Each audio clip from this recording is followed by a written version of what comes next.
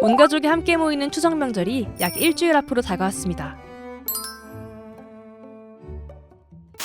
그러나 어떤 사람들에게 추석은 무척이나 외롭고 슬픈 날입니다.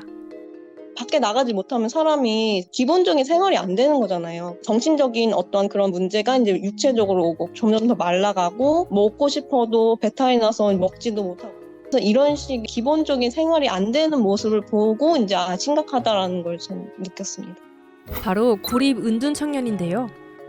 고립 은둔 청년은 방이나 집같이 제한된 장소에 머물면서 타인과 관계 맺지 못하고 사회 교류가 거의 없는 청년을 뜻합니다. 취업 실패, 대인관계 등 다양한 이유로 수많은 청년들이 사회와 단절된 채 홀로 힘든 시간을 견뎌내고 있는데요. 20대까지는 무탄하게 살아오다가 공무원 시험을 준비를 했는데 계속 시도만 있고 결과물이 없던 거죠, 저는. 나이는 먹어가는데 뭔가 하나의 성공 경험 이런 게 하나도 없다 보니까 그러니까 실패한 인생이라는 생각만 들다 보니까 자존감이 더 낮아지고. 한국보건사회연구원에 따르면 고립 은둔 청년의 전국 규모는 약 54만 명인 것으로 추산됩니다. 한국 청년 100명 중 5명은 고립 은둔 청년인 셈이죠. 고립 은둔 청년을 위한 온라인 플랫폼 두더지 땅굴을 운영하는 이은혜 대표는 은둔 생활에 들어선 일부 청년들이 가족관계마저 단절되어 명절을 홀로 보낸다고 이야기했습니다. 상당수 청년들이 있고요. 그 은둔고립 청년 중에 한 30%가 가족과의 관계절연들이 있다라고 했기 때문에 명절에는 식당들도 다 쉬었잖아요. 그러다 보니까 식사나 이런 부분에서도 남들보다 더 괴로운 시간들을 보내야 되는 거죠. 명절에 가족과 함께 할 수 없는 사실은 고립 은둔 청년 자신을 더욱 자책하게 만들었는데요.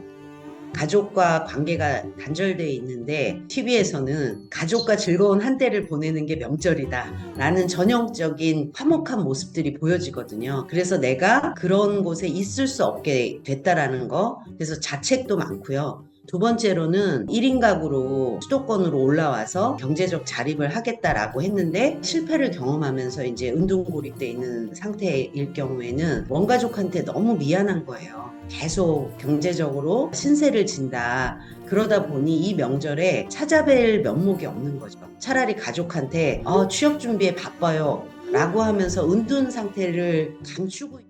이런 문제를 조금이나마 해결하고자 고립 은둔 청년 활동 공간 두더집은 지난 설 연휴 명절 잔치를 열었습니다.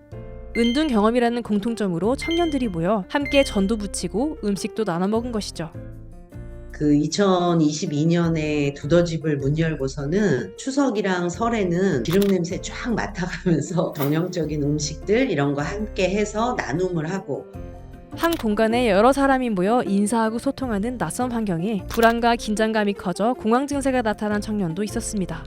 명절 행사 같은 건 난 느껴보고 싶어 이래가지고 오셨다가 음식을 막 붙이다가 사람들이 웃고 서로 인사하면 공황 발작이 딱 오세요. 그러면 저희 두더집 그 작은 방에 가셔서 한 3-40분 약간 이거를 가라앉힌 다음에 그래도 집에 가긴 싫은 거예요. 이 분위기 속에 내가 좀 나를 놔보자 라고 해서 다시 나와서 또 음식 하다가 또 공황이 옵니다 하면은 또 이제 들어가서 따로 조금 안정 취하고 이렇게도 행사에 참여하는 분위기에서.